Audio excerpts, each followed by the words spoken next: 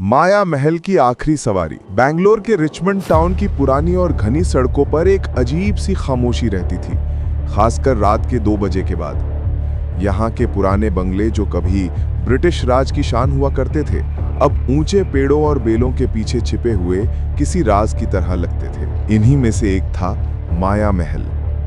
ये हवेली पिछले 20 सालों से वीरान थी। लोहे के बड़े गेट पर जंग लग चुकी थी और बगीचे में जंगली घास इतनी बढ़ गई थी कि मुख्य दरवाजा भी बमुश्किल दिखाई देता था। लेकिन इस वीरानेपन के बीच एक चीज थी जो आज भी सलामत थी। हाता यानी कंपाउंड के पीछे बना एक पुराना गैरेज। कहते हैं उस गैराज में एक 1925 मॉडल की विंटेज रोल्स रॉयस खड़ी थी। कहानी आर्यन की थी, 20 साल का आर्यन, जो इस हवेली के मालिक का इकलौता बेटा था। उसे मशीनों से प्यार था, लेकिन उस पुरानी रोल्स रॉयस से उसे इश्क था। वो घंटों उस कार को साफ करता, उसके इंजन को ट्यून करता और रात के सन्नाटे में उसे निहारता रहता। आर्यन का सपना था कि वो उस कार को पूरी तरह रिस्टोर कर नंदी हिल्स की वादियों में चलाए, लेकिन वो सपना ही रह गया। एक तूफानी रात जब आर्यन अपनी दूसरी कार से घर लौट रहा था, एक भयानक एक्सीडेंट हुआ। आर्यन की मौके पर ही मौत हो गई। उसके पिता उस सदमे को बर्दाश्त नहीं कर पाए और हवेली छोड़कर हमेशा के लिए विदेश चले गए। हवेली खाली हो गई, लेकिन मोहल्ले वालों का कहना था कि हवेली तो खाली है, मगर गैराज नहीं। समीर, जो एक सॉफ्टवेयर इंजीनियर था, उसने हाल ही में माया महल के ठीक सामने वाले अपार्टमेंट में फ्लैट लिया था। वो तर्कवादी था, भूतों और कहानियों पर विश्वास नहीं करता था, लेकिन शिफ्ट होने की पहली ही रात उसे कुछ अजीब महसूस हुआ। रात के करीब 2-2:30 बजे थे। बाहर हल्की बारिश हो रही थी। समीर अपनी बालकनी में खड़ा कॉफी पी रहा था कि तभी उसे एक आवाज सुनाई दी। घर्र घर्र। यह आवाज किसी जानवर की नहीं, बल्कि एक भारी इंजन के स्टार्ट होने की थी। आवाज माया महल के अंदर से आ रही थी। समीर ने ध्यान से देखा। हवेली में घुप अंधेरा था। बिजली का कनेक्शन बरसों पहले काटा जा चुका था। शायद कोई आवारा कुत्ता होगा या हवा का शोर, समीर ने खुद को समझाया और सोने चला गया। लेकिन अगली रात वही हुआ, ठीक 2:30 बजे। इस बार आवाज ज्यादा साफ थी। एक विंटेज कार के इंजन की गहरी और दमदार आवाज, जैसे कोई शेर नींद से जाग रहा हो। वुम वुम। समीर की जिज्ञासा अब डर पर भारी पड़ने लगी थी। तीसरी रात उसने फैसला किया कि वो सच का पता लगाकर रहेगा। उसने अपनी टॉर्च उठाई और नीचे उतर गया। सड़क पार करके वो माया महल के जंग लगे गेट के पास पहुंचा। गेट पर ताला लगा था, लेकिन दीवार का एक हिस्सा टूटा हुआ था। समीर संभल कर अंदर दाखिल हुआ।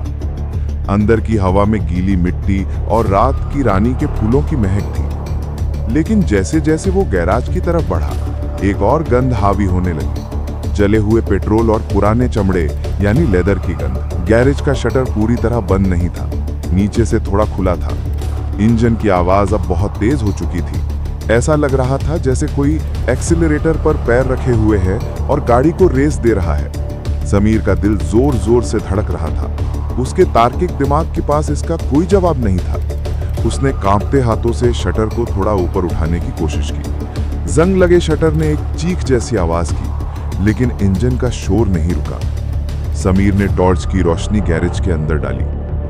दृश्य देखकर उसके पैरों तले जमीन खिसक गई। सामने वो आलीशान रोल्स रॉयस खड़ी थी।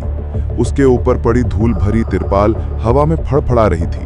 हालांकि वहां कोई पंखा नहीं था। कार अपनी जगह पर स्थिर थी, लेकिन उसका इंजन पूरी ताकत से चल रहा था। कार का पूरा ढांचा कंपन यानी वाइब्रेशन कर रहा था। और फिर समीर ने उसे देखा। ड्राइवर की सीट पर धुंधली और पारदर्शी सी एक आकृति बैठी थी। वो एक नौजवान लड़का था, आर्यन। उसके हाथ स्टीयरिंग व्हील पर थे।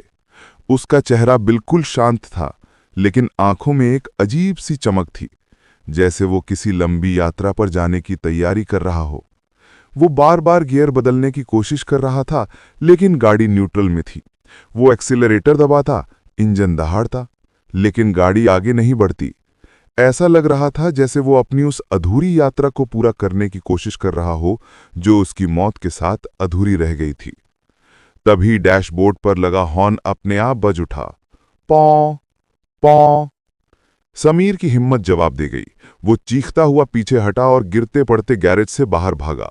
वो दीवार फांदकर सड़क पर आया और अपने अपार्टमेंट की लॉबी में जाकर ही उसका सांस थमा। वो पूरी रात नहीं सो पाया। अगली सुबह जब सूरज निकला तो माया महल फिर से एक साधारण वीरान खंडर जैसा दिख रहा था। समीर ने मोहल्ले के पुराने वॉचमैन से बात की। वॉचमैन ने बीड़ी सुलगाते हुए कहा, साहब मैंने आपको कहा था ना, उस तरफ मत जाना। आर्यन बाबा को अपनी गाड़ी बहुत पसंद थी। वो हर रात उसे तैयार करते हैं नंदी हिल्स जाने के लिए, पर अफसोस वो कभी गैरेज से बाहर नहीं निकल पाते। समीर ने उस दिन के बाद अपना फ्लैट बदल लिया, लेकिन आज भी जो लोग उस रास्ते से रात के 2:30 बजे गुजरते हैं, उन्हें उस वीरान हवेली से एक पुरानी रोल्स रॉयस के स्टार्ट होने और उसके इंजन के दहाड़ने की आवाज सुनाई देती है। एक अधूरी सवारी जो कभी पूरी नहीं होती।